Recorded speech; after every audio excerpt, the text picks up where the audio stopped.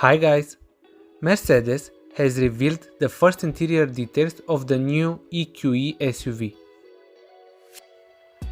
The EQE SUV is the electric variant of the current GLE and will come only as a 5-seater. The new EV will feature an interior similar to the one found in the latest Mercedes EQ vehicles, meaning that you'll get, as standard, the 12.8-inch central OLED touchscreen and the 12.3-inch instrument cluster. Optionally, you can choose the MBUX Hyperscreen. The front section of the center console joins the instrument panel and is freestanding in space.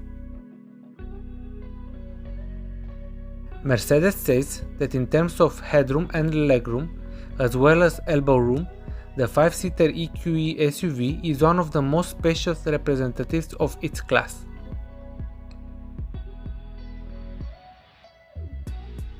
The premiere will take place on 16th October, so please subscribe and stay close to see the full reveal.